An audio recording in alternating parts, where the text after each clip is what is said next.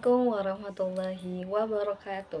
Perkenalkan, nama saya Raisa Fikratul Muskila dari jurusan Psikologi UIN Sunan Kalijaga dengan NIM 23107010057.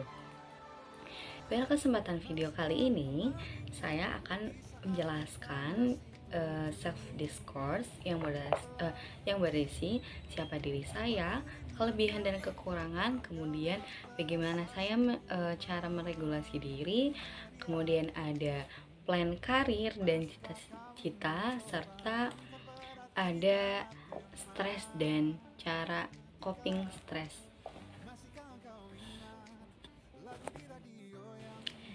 Yang pertama ada who am I. Jadi perkenalkan, nama saya Raisa Fikratul Muskila. Saya berasal dari Tegal, tepatnya di daerah Bojong, dekat dengan daerah Gunung Slamet. Baik, saya merupakan anak pertama dari 3 bersaudara dan saya merupakan anak perempuan satu-satunya di keluarga saya. Dengan karakteristik anak pertama, biasanya si anak pertama itu memiliki karakteristik yang keras kepala, kemudian egonya cukup tinggi, dan selain itu terdapat rasa tanggung jawab yang tinggi karena mempunyai adik, dan kerap kali ditekankan untuk menjadi contoh yang baik bagi adik sendiri karena tuntutan orang tua. Kemudian ciri fisik saya itu, saya mempunyai tinggi badan 163 dengan berat badan 53. Apa sih yang membuat saya unik dari teman-teman yang lain? Maksudnya kayak saya tuh berbeda dari teman-teman yang lain. Yang pertama, saya termasuk orang yang cukup artistik, kemudian cukup kritis, dan saya mempunyai hobi menulis dan suka sekali mengunjungi beberapa pameran seni. Itu yang membuat saya mampu memadukan ilmu akademik dengan estetika dan yang lainnya. Yang kedua, terdapat kelebihan dan kekurangan saya, yaitu untuk kelebihan, saya orangnya sangat suka membaca, sehingga dari efek membaca tersebut saya mempunyai wawasan yang luas dan insightful. Kemudian saya orang yang memandang dari berbagai perspektif, tidak hanya dari satu perspektif saja jika terdapat masalah, seperti itu.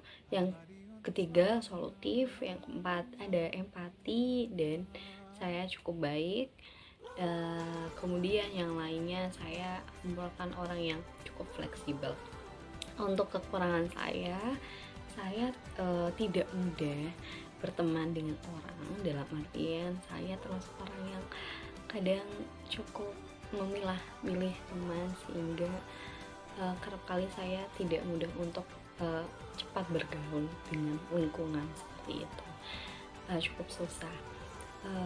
Akan tetapi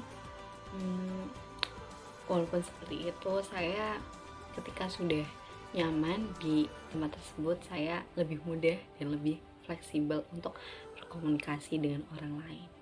Kemudian kekurangan saya mungkin dari karakteristik si anak pertama itu, saya cukup keras kepala dan punya ego yang cukup tinggi. Kemudian yang ketiga, terdapat bagaimana saya meregulasi diri secara interaksi sosial maupun ketika ada masalah dengan orang lain. Regulasi diri ini mungkin lebih tepatnya saya adaptasi dengan beberapa orang lain. Ketika orang lain itu membuat saya tidak nyaman, nantinya saya akan beristirahat atau me time, menyendiri, untuk mengembalikan energi yang energi sosial saya yang habis, mungkin dengan cara tidur atau menulis. Itu membuat energi saya kembali. Kemudian Regulasi diri ketika ada permasalahan dengan orang lain, yang pertama saya coba diskusikan dengan teman saya, kira-kira apa yang salah dan apa yang perlu diperbaiki, seperti itu. Yang keempat itu pengelolaan emosi dan coping stres.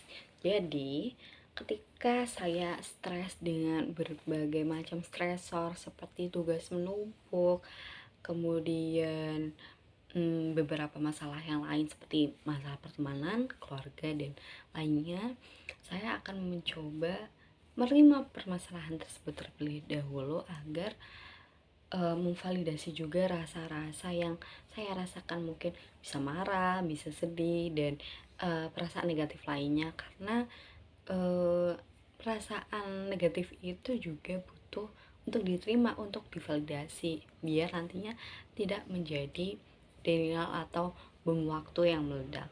Sehingga gimana sih caranya saya untuk coping stress? Yang pertama terdapat journaling.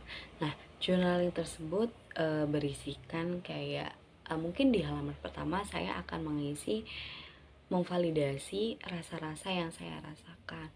Wah iya, saya merasakan sedih nih ketika saya stres dengan hal ini. Oh iya, saya sedang marah ketika mendapatkan pelaku yang seperti itu, yang membuat diri saya stres dan tertekan. Dan halaman selanjutnya itu nantinya akan berisikan gimana cara langkah-langkahnya untuk menyelesaikan masalah tersebut, atau cukup dirasakan saja, atau juga butuh solusi, seperti itu. Kemudian selain journaling, biasanya saya ngopi, uh, terus jalan-jalan ke alam, terus kemudian ada jogging pagi. Dan itu beberapa langkah cara untuk mengcoping stres, dan barangkali teman-teman bisa melakukan cara tersebut. Harapan dan cita-cita saya 5 tahun ke depan yang mungkin masih diprediksi dan dirancang realitas secara realistis. Cita-cita saya, harapan nantinya, yang pertama pastinya sudah lulus S1 dengan nilai yang memuaskan, dan pastinya semoga ilmu yang saya dapatkan juga bermanfaat dan berkah. Kemudian yang kedua, saya bisa lanjut S2 di luar negeri dengan beasiswa fully funded, dan sudah lulus S2. Karena kan untuk 5 tahun ke depan berarti umur saya 25 tahunan kan. Jadi mungkin